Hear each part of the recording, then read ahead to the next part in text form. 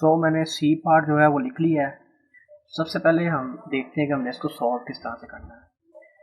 सबसे पहले हमने ये चीज़ सॉल्व करनी है, फिर हमने ये चीज़ सॉल्व करनी है, फिर ये चीज़ सॉल्व करनी है, फिर जो ये है इस यहाँ पे जो सारा आंसर आएगा उसको इसके साथ मल्टीप्लाई करना है। ठीक है, यानी कि क्वेश्चन जो है वो पहले हमने इसको रीड कर लेना है कि इसको कहाँ कहाँ से सॉल्व करना है।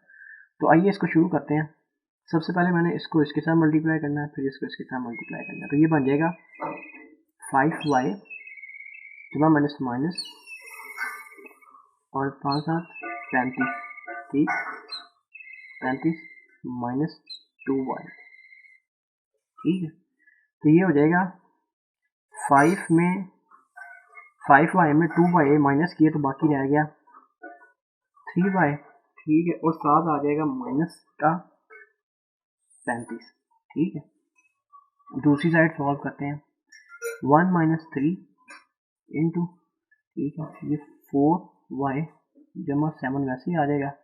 और अब इसको मैं इसके साथ मल्टीप्लाई करूँगा, माइनस का आ गया 2y, माइनस माइनस प्लस हो जाएगा, 2 3 6 हो जाएगा, ठीक है।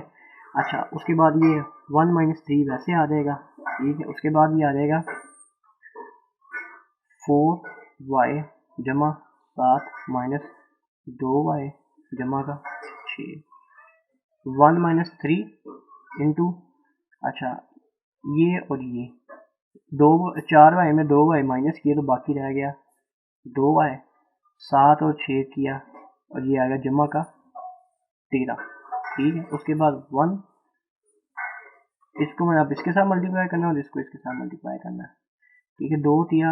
2 3 6y जमा माइनस माइनस 13 13 26 13 39 और ये 39 आ गया, ठीक है। ये 3y माइनस 35, 3y माइनस 35, ठीक है। अब मैंने क्या करना है, y वाले जो पार्ट्स हैं उनको एक साइड पे लेके जाना है और जो डिजिट्स हैं उनको एक साइड पे लेके जाना है।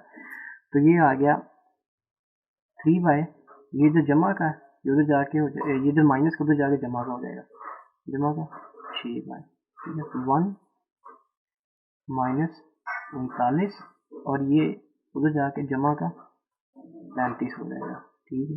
ये बन गया 9y इज इक्वल टू, ये बन गया 40 ये हो गया, ये 39 है, ये हो जाएगा 35 और एक 36 माइनस 39, ठीक है। ये यहाँ पर आ जाएगा 3, माइनस का 3 आ जाएगा, ठीक है।